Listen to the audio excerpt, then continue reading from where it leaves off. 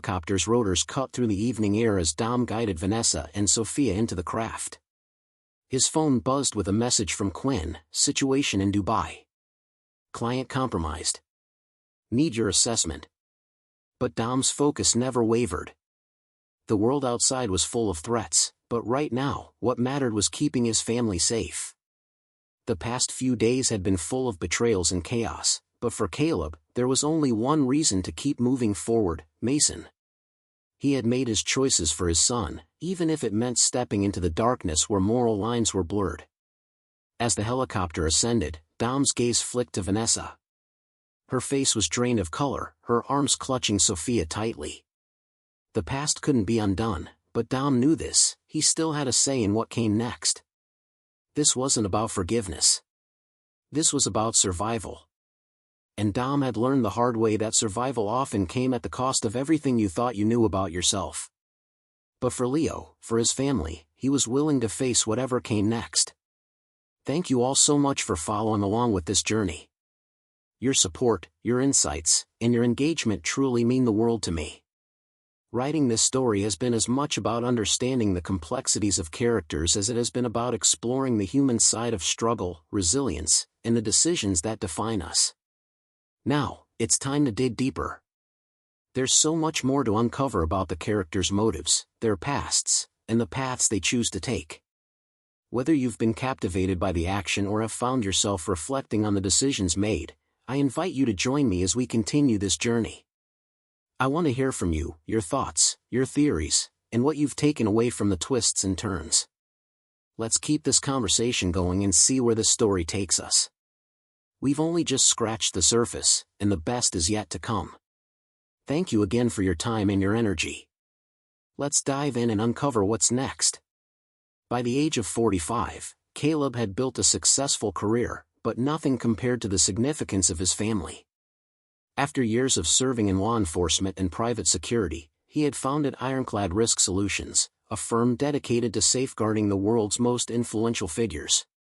Yet despite the high-profile clients and financial success, his greatest accomplishment had always been the protection of his own, those closest to him. Rachel, his wife of 12 years, had just brought their daughter, Emma, into the world, while Mason, sharp and curious as ever, had already taken on the role of a protective older brother.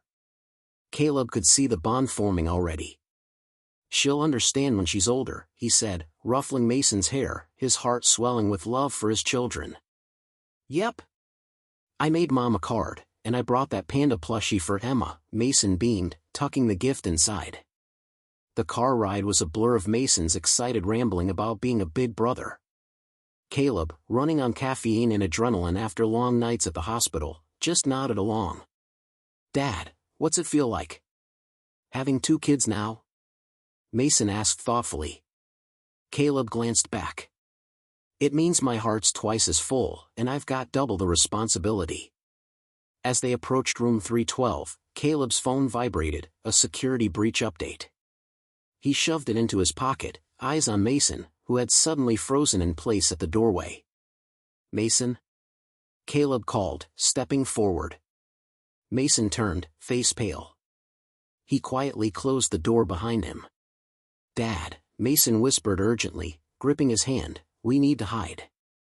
Now. Please, Dad, you have to trust me." Something in Mason's eyes, raw fear laced with fierce determination, snapped Caleb's instincts into gear. He didn't ask questions. He followed his son into the empty hospital room next door. Without hesitation, Mason hit the floor and wriggled under the bed. Caleb set down the coffee and bouquet, then dropped to his stomach, the chill of the polished floor biting through his shirt. "Mason," he whispered urgently, "you need to tell me what's happening." Mason's small hand darted out, covering his father's mouth. Caleb froze. The footsteps stopped, then a door creaked open. "Hey, gorgeous." A man's voice, smooth, unfamiliar, floated through the thin wall of Rachel's hospital room. "How are my girls today?" Caleb felt his instincts surge, ready to act, but Mason's small hand stopped him. The urgency in his son's grip was undeniable. "Wait," Mason said, his voice low. "We need to hear everything." Then Rachel's laugh, a deep, unguarded laugh Caleb hadn't heard in years. "She's sleeping," Rachel's voice cooed. "Come here. I've missed you. Ratch. I hate sneaking around. It's been nearly a year. What are you going to tell him?" "I still don't like this plan," the man said, his tone uneasy. "Don't worry, Tyler," Rachel reassured him. "He'll be gone quietly. No messy divorce, no custody drama. And Mason? You've already stepped in. He loves you." Caleb's heart slammed in his chest. He turned to Mason, whose tears now streaked silently down his face. He'd known. "I didn't know how to tell you," Mason whispered brokenly. "Mom said you didn't love us anymore." Everything Caleb thought he knew about his life seemed to crack in an instant, but his son's grip anchored him. "We'll get through this," he murmured, trying to hold back his own panic. "How long have you known?" "Since my birthday," Mason said quietly. "He was at the party. Mom said he was just a photographer, but I saw them kissing afterward." Caleb's breath caught. He forced his voice to stay calm. "And the baby? Emma?" Mason shook his head, eyes downcast. "I don't know. But yesterday, when you were at work, I heard Mom tell him they'd be a real family soon. All four of them. All four of them." The words hit Caleb like a gut punch. Emma might not even be his. Caleb took a deep breath, steadying himself for Mason's sake. "Listen to me, kiddo," he said firmly but gently. "What you did today was incredible. You protected me, when I didn't even know I needed protecting. I'll never forget that. Not at you.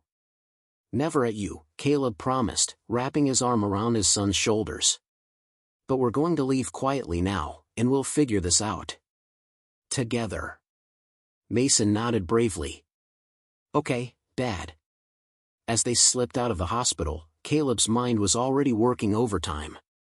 Rachel thought she held all the cards. She thought she could rip apart his family and walk away with his money, his company, everything he'd built. She had no idea who she was up against. The man she married, the polished CEO, was just a mask. Beneath that, the soldier still lived, patient, lethal, and relentless. The game was on now, and Caleb Mercer didn't play to lose. Caleb drove in silence, his knuckles white around the steering wheel. Mason sat in the back, staring out the window, his earlier joy snuffed out by hard truth. "We're not going home, are we?" Mason asked quietly as Caleb steered onto the northbound highway, away from Seattle. "Not right now, buddy. We're going to see Uncle Nate." Nate Foster had been Caleb's teammate in Afghanistan, the man who'd covered him more times than he could count. Now Nate ran a secluded lake house up near Mount Vernon, normally a sanctuary for Ironclad's high-risk clients. Caleb never thought he'd be the one needing it. "Is it because of Mom's plan?" Mason asked. Mason fidgeted with his seatbelt. "Not much. Just, she told Tyler she's got stuff on you. That you did bad things overseas. She said if you don't give her what she wants, she'll tell everyone." Caleb's grip tightened on the wheel, eyes hardening. This wasn't over, not by a long shot. Caleb's classified missions from his military days were supposed to be airtight, buried deep where no civilian could reach. How Rachel had accessed anything sensitive was a question for later. For now, he needed to piece together just how far her betrayal had gone. "Mason," Caleb said carefully, "I need to ask you something important. Be totally honest, okay? Has your mom ever asked you to record us talking? Or told you to look through my office?" Mason's gaze dropped, guilt flickering across his face. "Last month, she gave me your office key. Said she needed some papers for Emma's health insurance. I didn't think it was wrong." Caleb's jaw clenched, but he kept his voice calm. "It's not your fault, buddy. You didn't know." Inside, though, his brain was spinning. His office held old encrypted hard drives, nothing illegal, but enough sensitive mission logs that, in the wrong hands, could violate his clearances and wreck Ironclad's government contracts. The drive to Mount Vernon took nearly 3 hours. By the time they rolled up to Nate's lakeside cabin, dusk had settled, and the water shimmered with dying light. From the outside, the cabin looked rustic, but Caleb knew better. It was a fortress, fully wired and secure. Nate stepped out onto the porch, lean and rugged with a steel-gray beard. His face broke into a grin when he spotted Mason but turned serious as his eyes met Caleb's. Nate's smile vanished. "Hey champ," he said to Mason, "I've got a new gaming system inside, best games out there. Want to check it out while your dad and I chat?" Once Mason was safely inside, headphones on, Caleb and Nate settled on the porch, bourbon in hand. "Talk," Nate said, sliding the glass over. Caleb laid it out: the hospital, the overheard betrayal, Mason's revelations. "Jesus," Nate muttered. "And the baby?" "Won't know until I test. But right now? Rachel's got something on me, claims it's tied to my deployments. I need to know what and who else is involved." Nate nodded grimly. "This Tyler guy. You got a last name?" "Just Tyler. He's her photographer." Nate's fingers flew across his phone. "Tyler Grant. Hired about 9 months ago to handle her influencer stuff. No criminal record, but bankruptcies, shady money trails. We'll dig deeper." Caleb's eyes hardened. "We have to." Caleb took a long sip of bourbon, letting the burn sharpen his focus. "I need eyes on both of them. Full surveillance. Who they're talking to, what they're planning, I need it yesterday." "Already on it," Nate replied, fingers flying over his phone. "I've got Ramirez and Chen on standby. Top-tier surveillance, totally off-grid." "Good," Caleb nodded. "And I need a full digital sweep of Rachel's devices. If she's been digging into my classified files, I need to know exactly how deep." "That's a bit trickier with her still at Swedish," Nate said, tapping his chin. "But I've got a contact there, a nurse who owes me. We'll get access to her phone for starters." "There's more," Caleb said quietly. "Mason, he's been used. Rachel's been coaching him, turning him against me, feeding him lies, having him search my office." Nate's face darkened. "That's sick." "She crossed every line," Caleb replied, voice like ice. "Now it's my turn."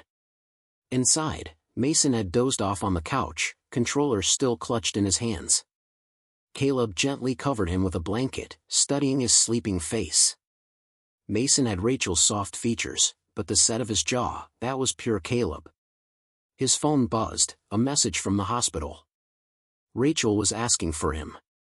She'd realized soon enough that he wasn't coming back. He typed, "Emergency with a client. We'll be there tomorrow." The lie came easy now, Rachel had taught him well. "What's the next move?" Nate asked from the doorway. Caleb stood, eyes hard. "We gather intel. Identify every player. And then? We dismantle it all, quietly, surgically. And when it's over?" Nate pressed. Caleb's jaw clenched.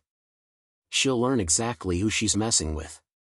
As Nate disappeared to make calls, Caleb settled beside Mason, his mind already charting the road ahead.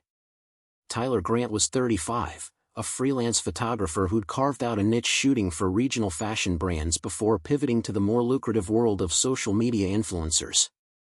He met Rachel at a charity fundraiser where she was a keynote speaker.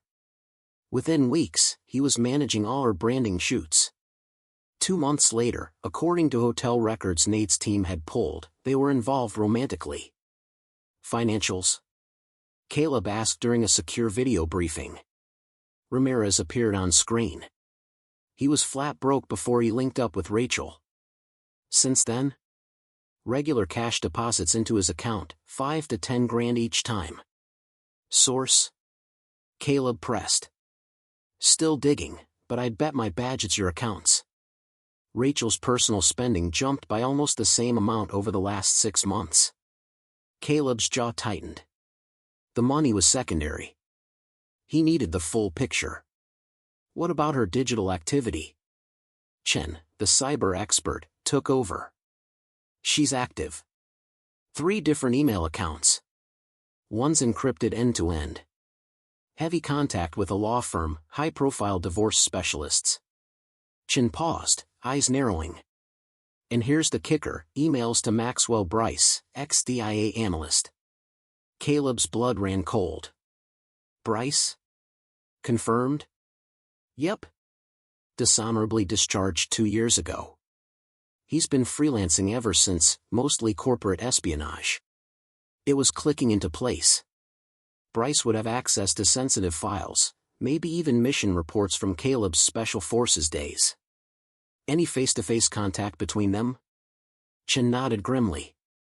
Hotel in Manhattan, 3 months ago.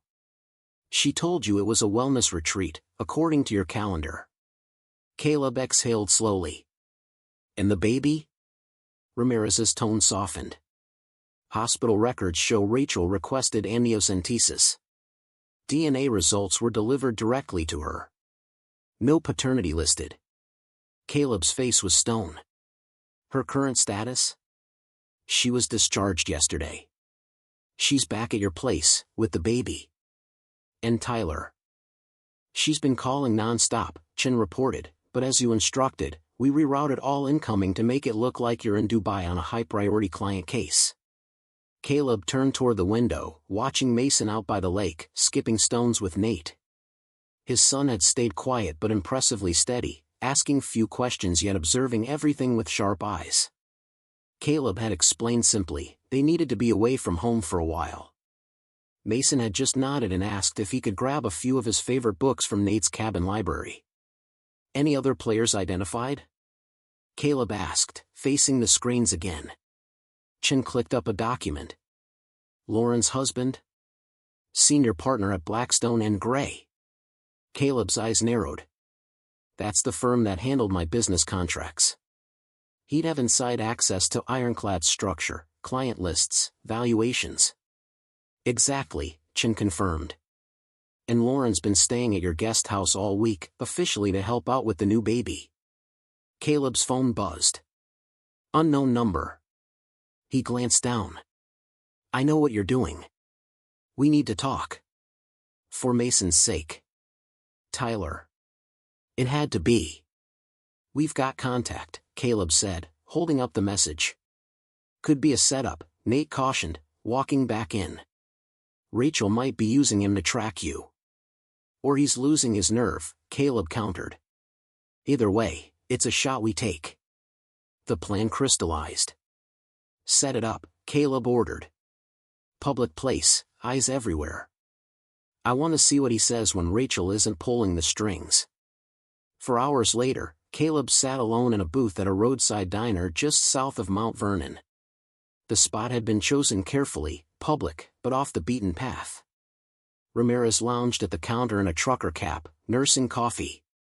Chin ran surveillance from a van out back. Tyler showed up 10 minutes late, looking edgy and out of place in his sleek leather jacket. He slid into the booth, eyes darting nervously. I wasn't sure you'd come, Tyler said, voice tight. Caleb just watched him, noting the restless fingers, the tired eyes. Silent. Calculating. Waiting. This wasn't a man reveling in his victory. Caleb saw it immediately, Tyler was a man in over his head, unraveling fast. Let's get something straight, Caleb said at last, his voice smooth but razor-edged. The only reason you're sitting across from me and not waking up in a dark room with no windows is because my son cares what happens to his mother. So choose your words carefully, and talk fast. Tyler's Adam's apple bobbed as he swallowed. It wasn't supposed to get this far. I didn't know about Bryce. I didn't know about the files. That was all Rachel's idea. What files? Caleb's tone was ice. Ops reports. Some mission in Helmand, something went bad. Civilian casualties. Rachel said it was enough to ruin you if it got out. Caleb's face didn't move, but inside, cold fury coiled. Operation Raven had been a hostage rescue that turned chaotic when faulty intel led the team into a civilian zone. The loss of life was heartbreaking, but not criminal. No cover-up, no conspiracy. The reports were sealed to protect sources, not hide wrongdoing. And the baby? Caleb asked tightly. Tyler looked down at his hands. I don't know for sure. She wouldn't say. But the timing. Cuts both ways, Caleb finished grimly. What do you want, Tyler? I want out, Tyler whispered. I'm not built for this. I take pictures, I don't destroy families. But Rachel, she's different now. Rachel isn't just planning to leave. She's set on destroying everything, your company, your reputation, your freedom. Caleb leaned in slightly. And you think spilling this makes up for sleeping with my wife and betraying my son? Tyler shook his head, eyes glistening. No. Nothing can fix that. But Mason deserves better than to be caught in this. And the baby, whoever's it is, does too. For a fleeting second, Caleb saw real fear and guilt. It didn't change his plan, but it told him what he needed to know. Tyler was weak. He could be used. If you're serious about helping Mason, Caleb said, sliding a small device across the table, then you're going to plant this in Rachel's office. Behind the third book on the top shelf. Her sister Lauren's planning to visit tomorrow afternoon, Chin confirmed, eyes on the feed of intercepted texts. They're meeting at your place. Caleb's gaze sharpened. I want every word of that conversation. Tyler stared at the device in his palm, then looked up at Caleb, nerves clear on his face. And after that? Tyler swallowed and nodded, slipping the device into his jacket pocket with trembling fingers. She underestimates you, Tyler muttered, almost to himself. She thinks you've gone soft, like you forgot who you were before all this. Caleb allowed himself the barest flicker of a smile. Cold. Controlled, Tyler left the diner, his shoulders hunched against the cold. Caleb stayed seated, idly stirring his untouched coffee. Phase 1 was set in motion. Divide and conquer, the oldest game in the book. Turn Rachel's allies against each other, gather every scrap of intel, and wait for the perfect moment to bring it all crashing down. That night, as Caleb tucked Mason into bed at the cabin, his son looked up with eyes full of quiet understanding. We're gonna be okay, right, Dad? Caleb sat down beside him, his voice steady. Yes. We'll be okay. But things will be different now. Mason was quiet, thinking. Is Emma still my sister? Even if, you know. The question hit like a punch, but Caleb kept his tone soft. Yes, Mason. She'll always be your sister. And you'll always be my son. Nothing changes that. Mason nodded. Mom said you'd leave us. But you won't, even if you're really mad? Never, Caleb promised, his voice like steel wrapped in velvet. That's a promise, and I don't break my promises. As Mason drifted to sleep, Caleb stood by the window, staring out at the moonlit lake. His son's trust was everything. It would guide his next moves, not to soften justice, but to ensure Mason saw his father act with honor, not blind revenge. The listening device Tyler had planted was set to activate the next afternoon. By nightfall, Caleb would have a front row seat to whatever Rachel and Lauren were scheming. And after that? The real work would begin. They're calling it Operation Phoenix, Chin reported, sliding a transcript across the cabin's worn dining table, now cluttered with laptops, surveillance feeds, and notes. Rachel and her sister spent 2 hours yesterday laying out the entire plan. Caleb flipped through the pages, his jaw tightening as the details unfurled. The plan was ruthless in its precision. False allegations of military misconduct would force the Pentagon to open a formal investigation, freezing Ironclad's government contracts. At the same time, whispered rumors about Caleb's supposed ties to foreign nationals would trigger a security audit, effectively gutting his ability to work while the probe dragged on.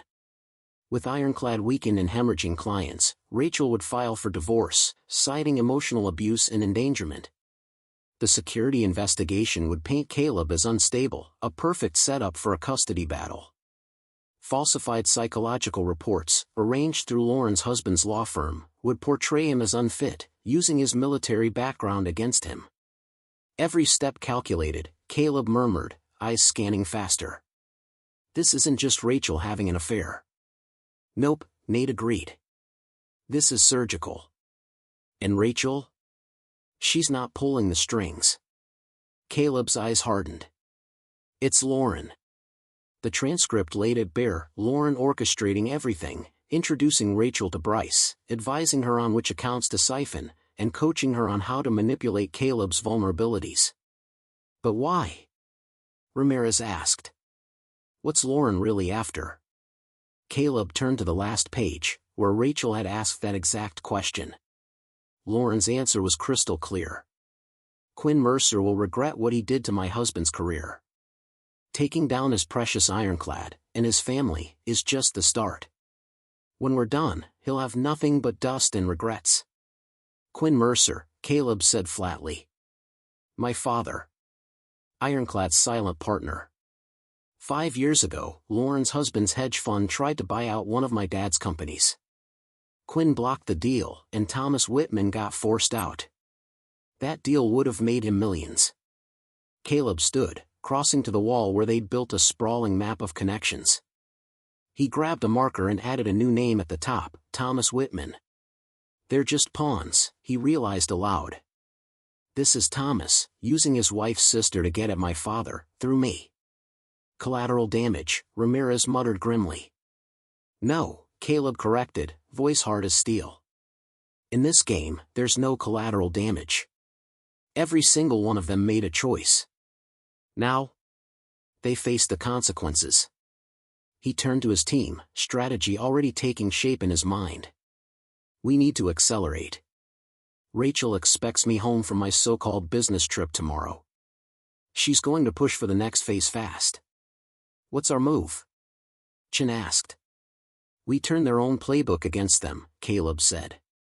They want to weaponize classified intel? Fine. Two can play that game. He looked at Nate. Get General Mercer on the line at the Pentagon. Time to cash in that Islamabad favor. Nate was already reaching for his secure phone. Ramirez, I want Thomas Whitman's client history for the last 10 years, deep dive. Find me patterns, conflicts of interest, anything we can exploit. On it, Ramirez confirmed. Chen, hack into Bryce's systems. I want every file he's touched, every message connected to Operation Phoenix. Caleb's eyes drifted to the baby monitor on the table. Mason was upstairs, napping after a long morning helping Nate fix the cabin dock. There's one more thing, Caleb added quietly. I need confirmation on Emma's paternity. Not for leverage, I won't weaponize a child. But I need to know exactly what I'm dealing with. That afternoon, Caleb sat with Mason on the porch swing, watching a thunderstorm roll across the lake. The boy had been piecing things together, questions simmering beneath the surface. Caleb met his eyes, steady. Yes, buddy. Your mom and I won't be married anymore. Mason was quiet, then asked, is it because of what we heard at the hospital? Will I still see her? Mason's voice was small. Caleb hesitated. That's something we'll figure out, one step at a time. No matter what happens, Caleb said softly, I promise I'll make sure you're safe and happy. Mason leaned into his side. I'm glad I told you. About Tyler. Mom said it was our secret, but it felt wrong. Caleb wrapped his arm around his son. You did the right thing, Mason. Always remember, telling the truth is hard sometimes, but it's always braver than hiding behind lies. Ramirez had uncovered 3 separate deals where Thomas Whitman had secretly represented both sides of an acquisition through shell companies, clear ethical violations that, if exposed, could cost him his law license and more.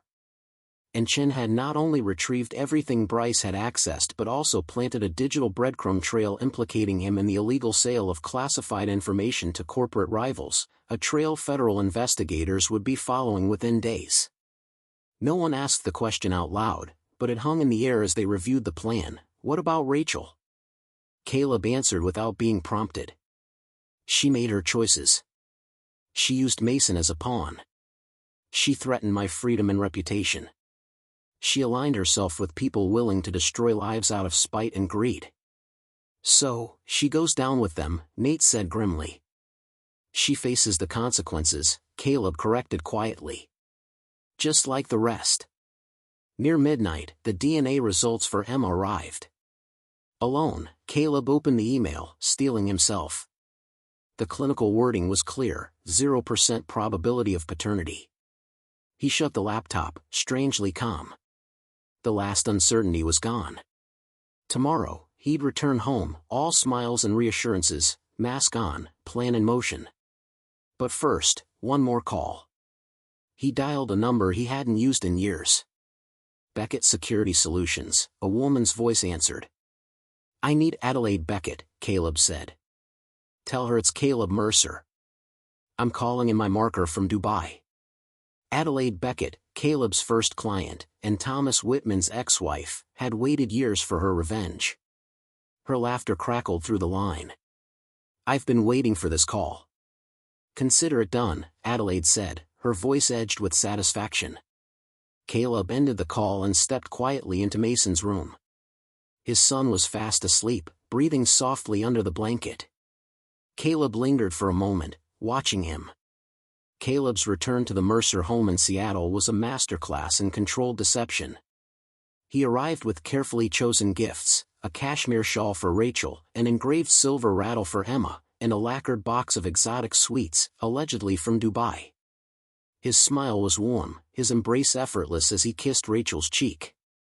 I've missed you, he said, watching her face intently for any crack in the mask. There was none. We've missed you too, Rachel said smoothly, bouncing Emma in her arms. Haven't we, Em? Daddy's finally home. The word daddy should have cut deep, but Caleb was beyond that now. Every lie was another brick in the case he was building. Every fake smile was one more confirmation that his path was justified. Mason hung back shyly until Caleb scooped him into a hug. There's my guy, Caleb said, and for a moment, his affection broke through the icy facade. Did you hold down the fort while I was gone? Mason nodded, eyes darting nervously between his parents. He had been coached well, act normal, say nothing about the cabin, follow Dad's lead. He was doing his best, though the strain was written in his small shoulders. Tyler stopped by yesterday, Rachel said lightly as they moved into the living room. He took some photos of Emma for the birth announcement. I hope that's okay. I know we plan to wait, but everyone's been asking. A flicker, so small it might have gone unnoticed. But Caleb saw it, surprise. She hadn't expected him to be so agreeable. And Dubai, she prompted. That Al Amrani contract must be massive if it pulled you away. Caleb smiled and launched into a polished account of meetings that had never happened, spinning details designed to reassure her. Every word calculated to make her believe he was distracted, exactly as she'd hoped. You seem different, Rachel remarked that evening as they got ready for bed. More relaxed. Caleb offered her a tired smile. Maybe I am. Being away gave me some perspective. Family's what really matters, Rachel. He let the words hang, watching her carefully. The company, the contracts, those are just tools to support what's important. A flicker of concern flashed across her face, subtle, but unmistakable. This wasn't the overworked CEO she'd planned to depict in divorce court. This was a grounded, family-focused man, dangerous to her narrative. I've been thinking of scaling back my day-to-day involvement, Caleb added smoothly. Quinn's been pushing for that for years. Maybe it's time I listened. At the mention of Quinn Mercer, Rachel's lips tensed ever so slightly. Whatever makes you happy, darling, she said. That night, as Rachel slept beside him, Caleb lay awake, mind running through the day's progress. Phase 1 was unfolding exactly as planned: create doubt, shift expectations, and watch the ripples spread. By morning, those ripples became waves. Rachel made 3 whispered calls from the garden, all picked up cleanly by the directional mics Chen's team had installed. The first was to Tyler, voicing her concern about Caleb's unexpected shift in attitude. The second was to Lauren, who insisted they accelerate their timeline. And the third, more urgent, was to Bryce, instructing him to prep the classified files for immediate release.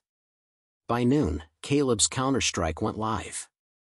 An hour later, Rachel's phone rang. Bryce, panicked. "The files are useless now," he hissed. "Mercer's statement killed it. And worse, someone hacked my system. There's fake evidence showing I've been selling intel. The feds are onto me." "That's impossible," Rachel snapped. "No one knows. Tell that to the federal agents who just called my lawyer." "I'm out, Rachel. You're on your own." The second domino fell mid-afternoon. Thomas Whitman, blindsided by a call from his firm's ethics committee, summoning him to discuss grave allegations of misconduct, copies sent straight to the state bar. By evening, Lauren was frantically calling Rachel, their carefully woven scheme unraveling thread by thread. "It's all connected." Lauren snapped, her voice high with panic. "Someone knows, Rachel. Someone is systematically tearing our entire plan apart." Later that night, Caleb sat in his home office, a glass of bourbon in hand, listening to the recording with a quiet, satisfied smile. The chaos he had engineered was unfolding perfectly. A soft knock interrupted his thoughts. Mason stood in the doorway, clutching his battered stuffed dinosaur. "Can't sleep, buddy?" Caleb asked, quickly minimizing the surveillance feed. "Things are going to be a little confusing for a while," Caleb said gently. "Remember what we talked about at the cabin? How choices have consequences." Mason looked up at him, eyes wide but serious. "Is that what's happening now? Mom's getting consequences?" Caleb nodded. "Yes. And so are the people who helped her." Mason was quiet for a beat. "Are you making it happen, Dad?" The bluntness of the question made Caleb pause. He could have softened it, but he'd promised honesty. "Yes, Mason. I am. When someone tries to hurt you or people you love, you have the right to defend yourself. What I'm doing now is making sure no one can ever hurt us again." Mason thought for a moment. "Like in my video games? The bad guys get defeated and the game's over?" Caleb stroked his hair. "Real life is more complicated. But in a way, yes. They won't get another chance." "Good," Mason said firmly. "I don't like secrets and lies." "Neither do I, buddy. Neither do I." At 9 a.m. sharp the next morning, Phase 2 ignited. As Rachel fed Emma in the nursery, her phone buzzed with a new email. Caleb, watching from his office via hidden camera, saw her face go white as she opened the attachment. The email was simple, brutal. One line of text beneath the damning transcripts. She shot to her feet, her pulse hammering, and stormed through the house in a panic. She found Caleb in the kitchen, calmly making coffee as if it were just another morning. "What have you done?" she demanded, her voice shaking with fury and dread. Caleb turned, his expression mild. "I've simply leveled the playing field." "Coffee?" "Stop it," she snapped. "Those transcripts, how did you get them? Have you been spying on me?" "Just as you've been spying on me," Caleb said evenly, his calm making her more unhinged. "The difference is, I'm better at it." "You can't prove anything," she spat, though the tremor in her voice betrayed her fear.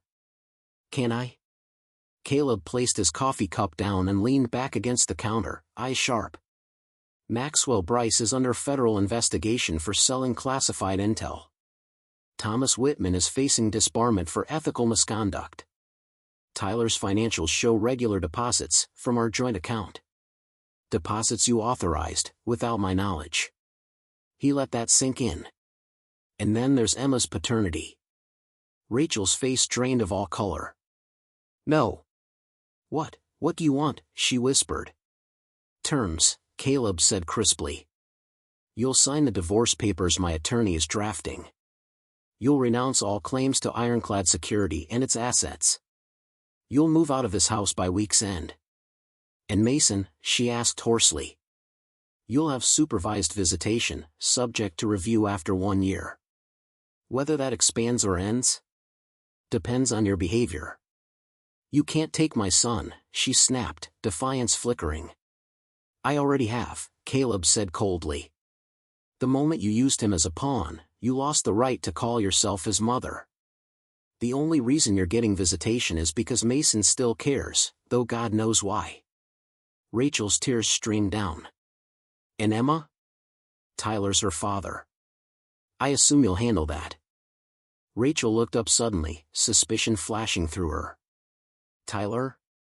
Rachel's eyes narrowed, panic flashing. What did you do to him? The final piece of Caleb's strategy had been the simplest: financial leverage.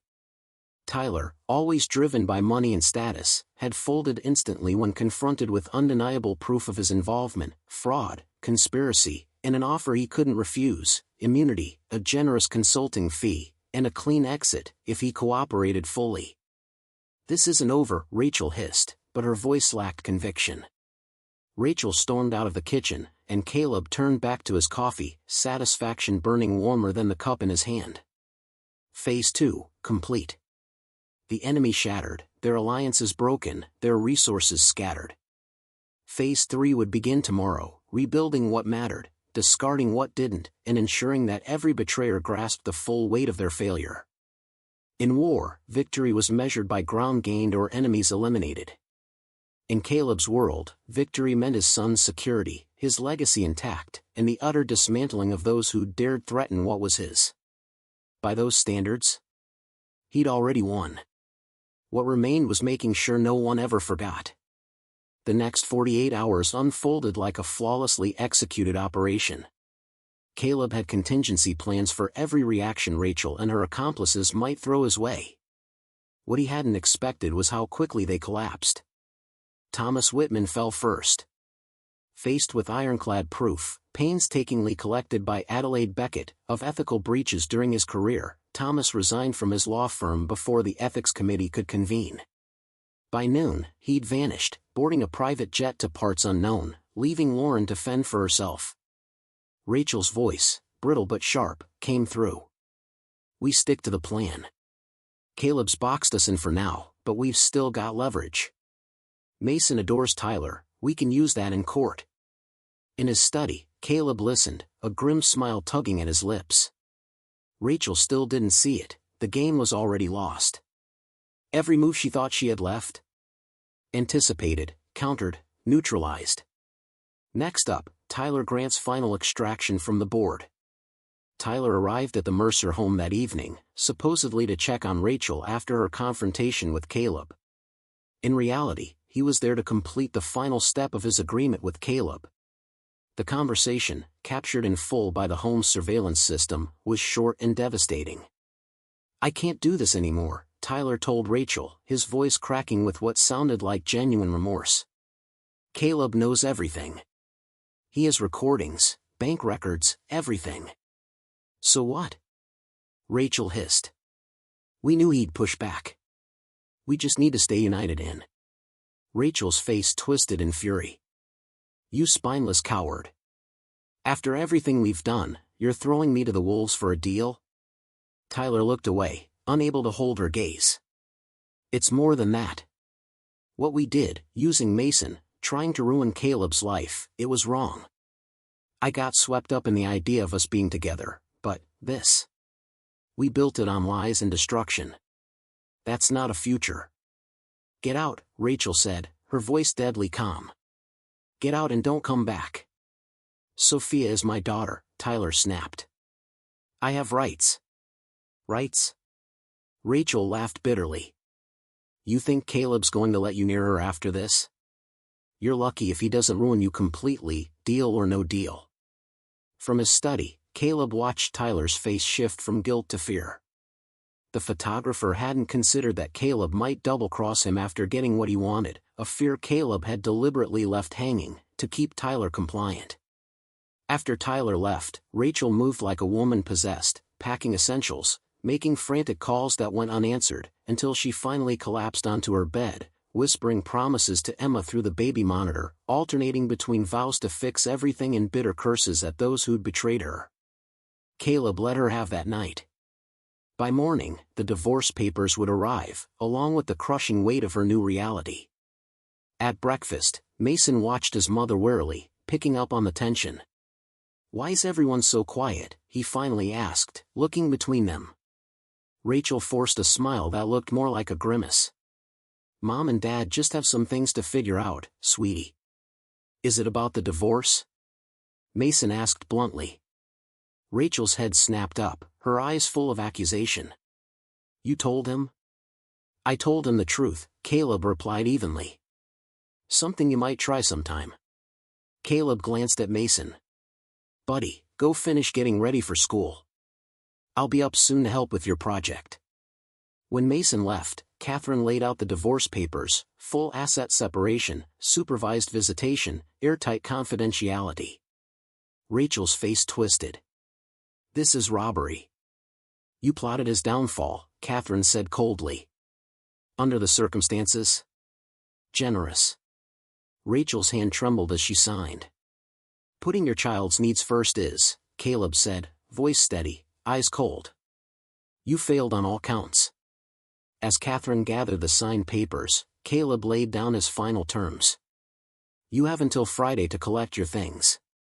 Security will oversee everything, nothing leaves beyond the approved list. After that, all contact about Mason goes through my attorneys. And Emma? Rachel's voice cracked. That's between you and Tyler. She's not my child. Rachel's eyes flashed. You won't get away with this, Caleb. He leaned in. But I already have. When Mason came down, backpack ready, Caleb knelt. She's moving soon, buddy. But I'm always here. Mason hugged him. I trust you, Dad. Casualties? Quinn asked, slipping into familiar military phrasing. And Mason? Quinn pressed.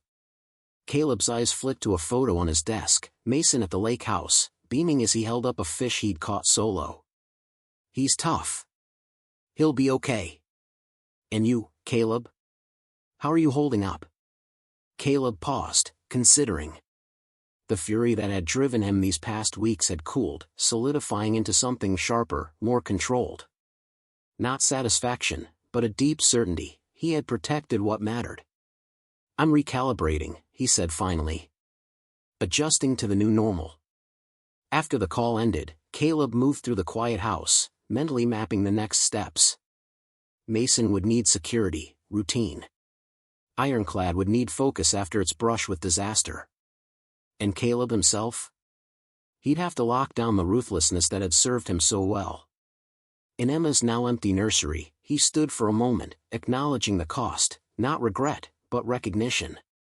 His phone buzzed, a text from Nate. All targets contained. Phase complete. Caleb exhaled. Closure. Now, rebuild. Mason deserved nothing less than his father's full commitment to building a safe, stable future. For Caleb, that future would follow the same guiding principle that had driven his response to Rachel's betrayal: protect what matters. Eliminate what threatens. And never forget who you truly are beneath the polished exterior. Caleb Mercer was many things. Businessman. Father. Survivor. But at his core, he was, and always would be, a man who protected what was his with absolute, unforgiving precision. That was the only reputation that mattered. 6 months later, Caleb sat in his office, reviewing Ironclad's quarterly reports. The company had rebounded and expanded under his focused leadership. Downstairs, Mason's laughter rang out as he played video games with Nate, now a fixture in their lives. Mason spent weekdays with Caleb and alternate weekends with Rachel, closely supervised. The arrangement worked, but Caleb remained vigilant. A knock. Mason stood there, serious. Dad, can we talk? Of course, buddy. Mason climbed into the chair. Mom wants me to live with her and Emma. Says she's got a new room for me, with a better gaming system. Caleb's jaw tightened, but he kept his tone calm. And what did you say? I told her I like living here, Mason said simply. I don't need a fancy system to be happy. Pride flared in Caleb's chest. That was really mature. She got mad, Mason added, frowning. She said you're turning me against her. I know, Mason replied, his eyes wise beyond his years. She does that a lot now. Has she said anything else that upset you? Caleb asked, watching carefully. Mason shifted. She says you're dangerous. That you hurt people who cross you. That you ruined her life because you can't stand losing. Each word hit Caleb like a blow. Not because Rachel was right, but because there was a grain of truth. He had dismantled her scheme, and he hadn't been gentle. Mason, Caleb began carefully, remember what we talked about?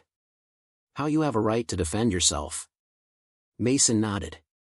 You said it's like in games. The bad guys get stopped. That's right. I did what I had to do to protect us. But I didn't break the law. Relief surged through Caleb. Then Mason added, there's something else. Mom has a new boyfriend. His name's Bryant. Caleb's eyes narrowed slightly. And how do you feel about that? Mason shrugged. I don't like him. But Mom seems less mad when he's around. Caleb filed the name away, new intel to track. Though Caleb's instincts were already on alert, he knew Mason's comment had some truth. If someone makes your mom happy, it could make your visits easier. The results were unsettling. 2 previous restraining orders from ex-girlfriends, a dismissed assault charge, and significant gambling debts. Not someone Caleb wanted near his son. His first instinct was to confront Rachel directly, demand she end the relationship or lose her visitation rights. But Caleb knew better. Confrontation would only reinforce Rachel's narrative of him as controlling. Instead, he chose a subtler approach. The next morning, Caleb called Ava Brennan, the court-appointed supervisor for Mason's visits with Rachel. Ava, I understand there was an unauthorized adult present during Mason's visitation this weekend? Ava's defensive reply confirmed she hadn't researched Bryant's history. A small domino that, once tipped, fell exactly as planned. When Mason returned from his next weekend visit, he seemed lighter, more at ease. Bryant's gone, Mason announced as Caleb drove him home. Mom says he wasn't right for our family anyway. How do you feel about that? Caleb asked carefully. Good, Mason admitted. He always looked at my iPad when I wasn't using it. Like he was checking stuff. Caleb's grip tightened on the steering wheel. Did you tell your mom? Mason nodded. She said I was imagining things.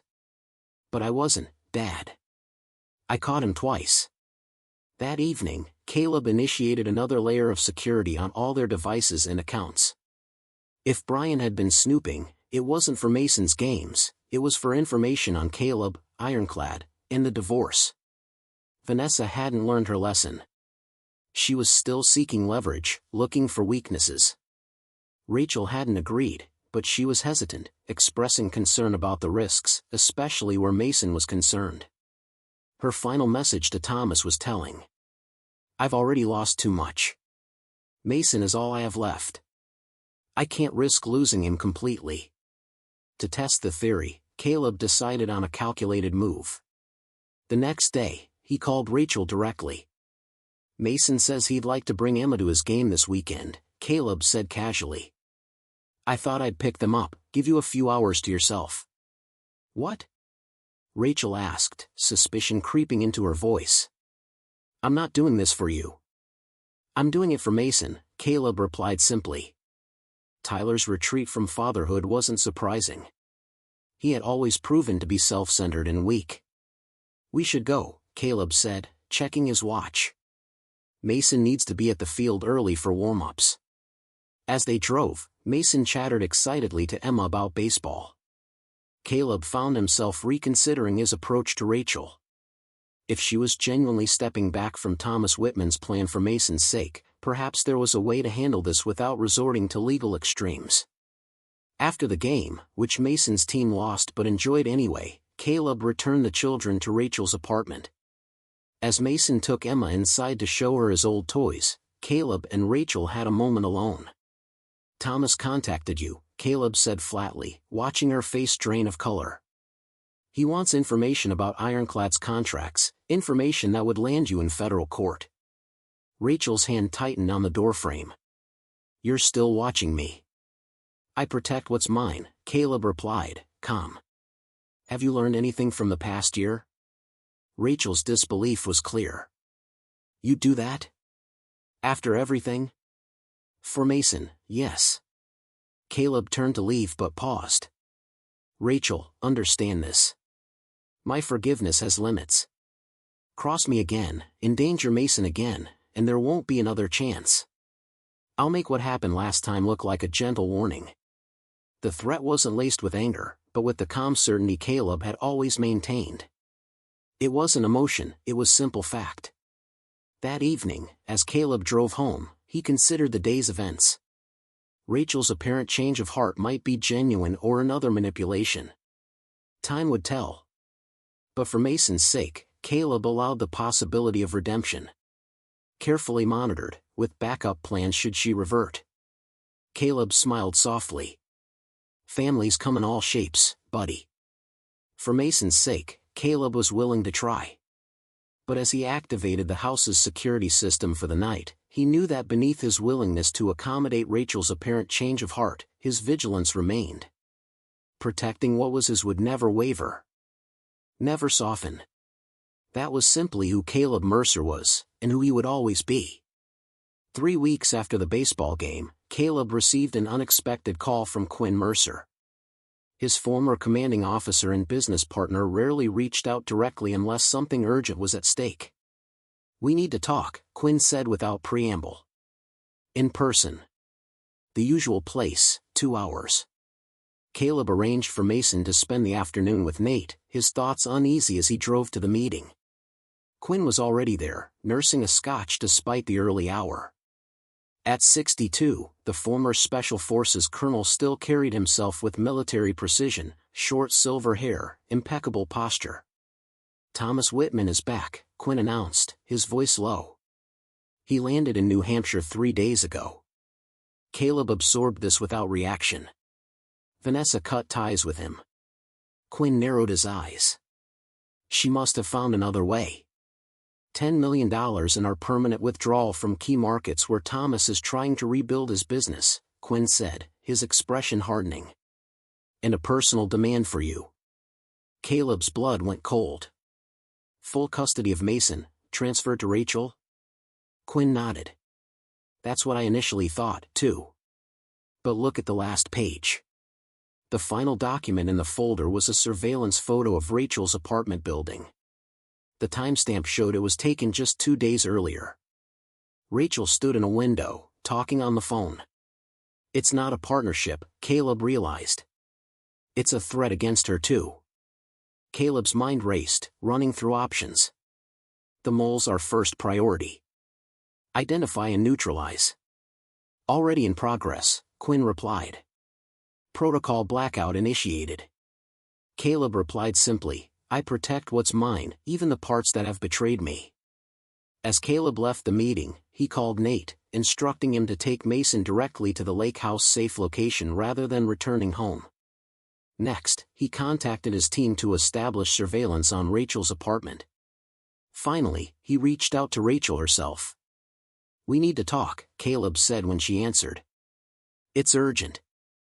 I'm on my way to your apartment now. What's happening? Rachel asked, alarm evident in her voice. I'll explain when I get there. For now, stay inside, keep Emma with you, and don't open the door for anyone but me. When Caleb arrived at Rachel's apartment 20 minutes later, she met him at the door, Emma on her hip, her expression a mix of fear and defiance. What's going on, Caleb?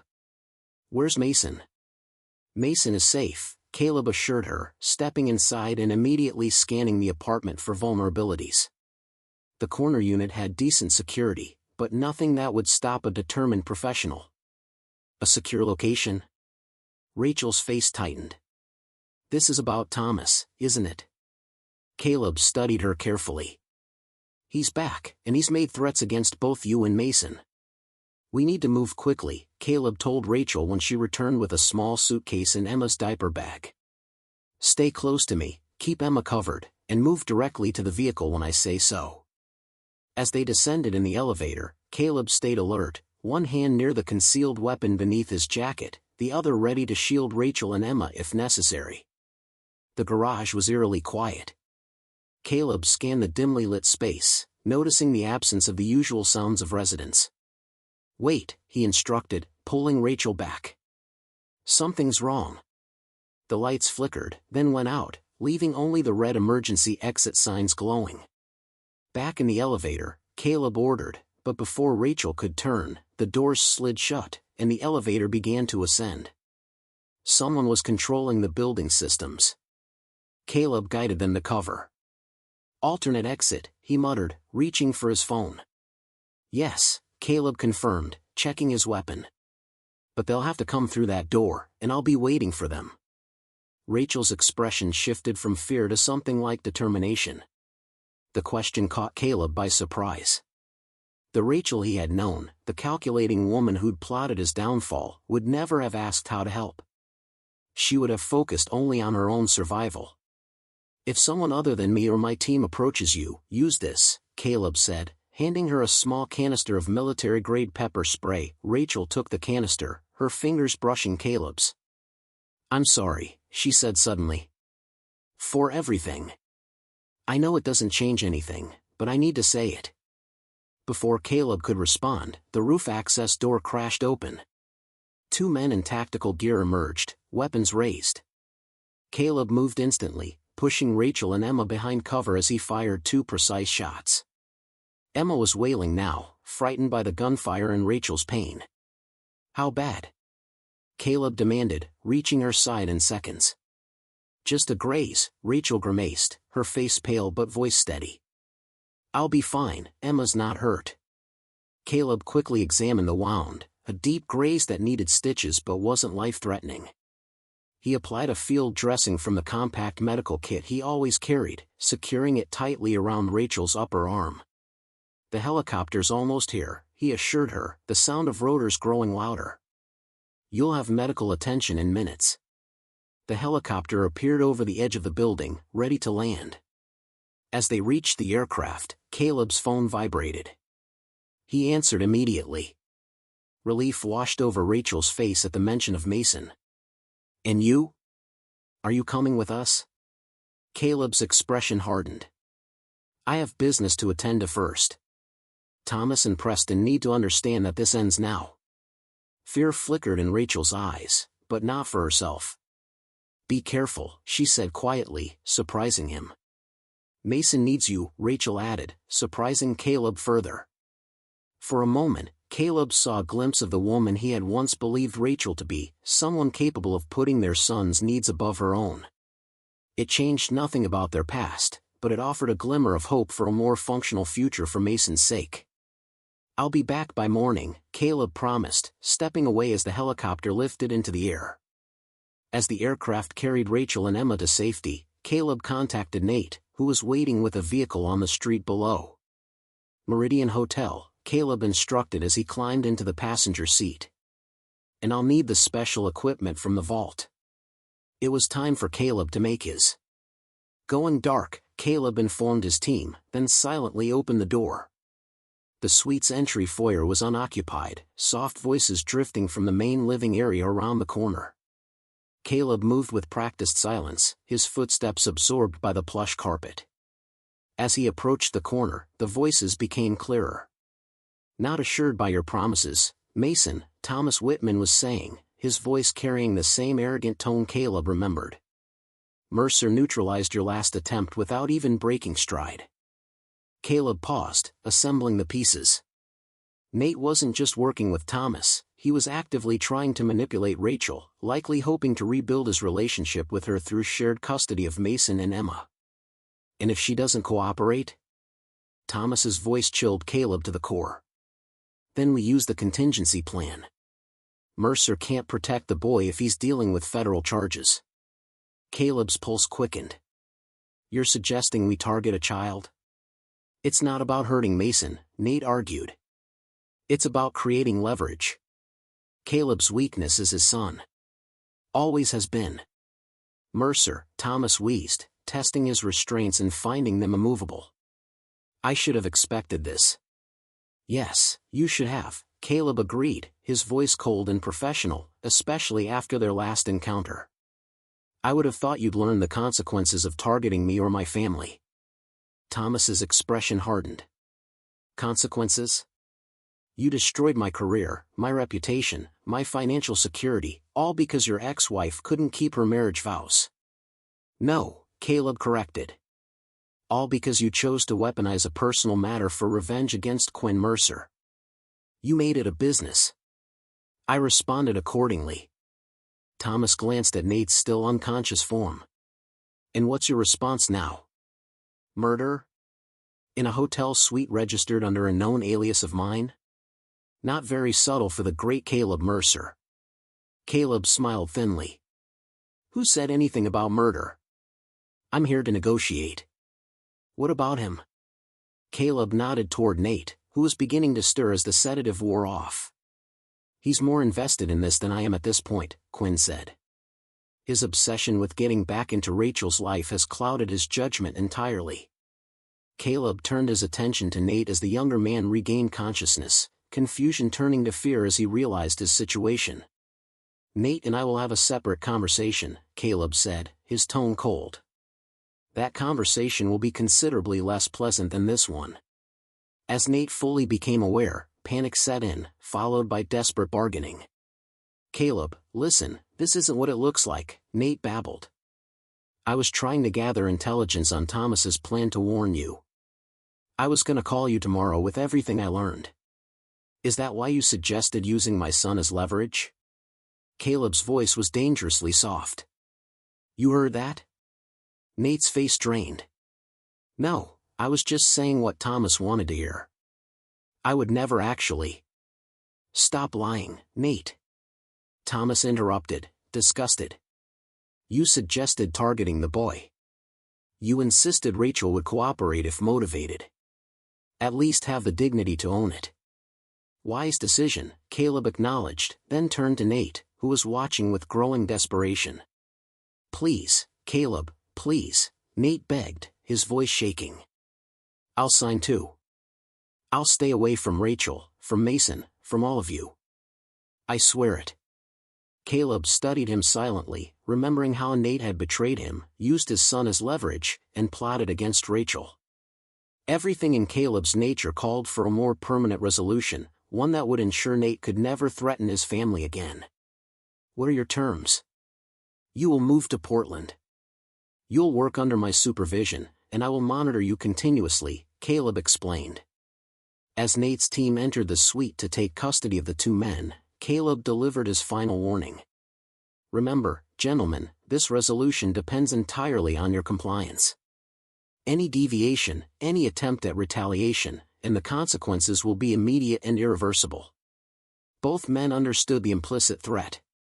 There would be no third chances. Caleb watched as his team led them away, then contacted Quinn to confirm the situation was contained. Michael Lawson, the mole within Sentinel Security, had been apprehended and was providing a full account of the information he had shared with Thomas. With the immediate threat neutralized, Caleb could now focus on what mattered most, returning to Mason and ensuring his family's long-term security. The drive to the lake house took just under 2 hours, giving Caleb time to process the day's events and make several necessary calls. By the time he arrived, it was nearly midnight, the cabin's lights glowing warmly against the surrounding dark forest. No one met him at the door. Everything's secure here, Nate reported quietly. Mason's asleep. Rachel's wounds treated, just a graze, he continued. She's with Emma in the guest room. Caleb nodded, his shoulders relaxing slightly. Good. Relief washed over Rachel's face. Thank you, she said, the words seeming to cost her considerable pride. For coming for us today, for protecting Emma, even though she's not my biological daughter, Caleb finished for her, but she's Mason's sister. That makes her family, regardless of DNA. Rachel studied him in the dimness, as if seeing him clearly for the first time in years. You really do just see the world in terms of what's yours to protect, don't you? It's never been about vengeance or punishment, Caleb replied. Vengeance is emotional. Punishment is subjective. Protection is absolute, Caleb added. What happens now? Rachel finally asked. Caleb had been considering this question during the drive. The events of the past day had revealed something important. Rachel was no longer actively working against him. "I'm revising our custody arrangement," Caleb said. "Supervised visitation will continue for 3 more months. If that goes well, we'll transition to standard visitation. Weekends, holidays, part of the summer." Rachel's surprise was evident. "Why? After everything I did, why would you give me that?" Mason smiled drowsily. "Good. Can we all have breakfast together tomorrow? Like at my baseball game?" Caleb and Rachel exchanged glances, a silent understanding passing between them. Whatever their personal history, they would present a united front for their son's sake. "Of course we can," Caleb assured him. "Now back to sleep. It's late." As Mason drifted off again, Caleb rose and followed Rachel into the hallway, closing the door softly behind them. "There's something else you should know," Caleb said, his voice low to avoid disturbing the sleeping children. "Nate will be relocating to Portland. He'll have limited, supervised visitation with Emma, but he won't be a presence in your life anymore." Rachel's eyes widened. "You didn't." "I didn't kill him," Caleb interrupted, "but I did ensure he'll never be in a position to threaten you, Mason, or Emma again. The terms of his agreement are non-negotiable and permanent." To Caleb's surprise, Rachel didn't argue or demand details. She simply nodded, acceptance, and perhaps even relief. "Different enough to trust?" Caleb asked, his gaze steady. "No," Quinn said without hesitation. "But different enough to work with for Mason's sake. Trust can be rebuilt in specific areas while maintaining boundaries in others. The Caleb Mercer doctrine of compartmentalized forgiveness," Nolan remarked with a wry smile. Caleb didn't smile in return. "It's not forgiveness. It's strategic coexistence." "And Thomas? Nate? Should we keep surveillance?" "Indefinitely," Caleb confirmed. "Thomas has financial incentive to comply with our agreement. But his pride might eventually override his self-preservation. Nate is weak-willed and easily influenced. If approached by the right person with the right offer, he could become a problem again. So we watch," Nolan concluded. "Like we always do. We watch. We prepare.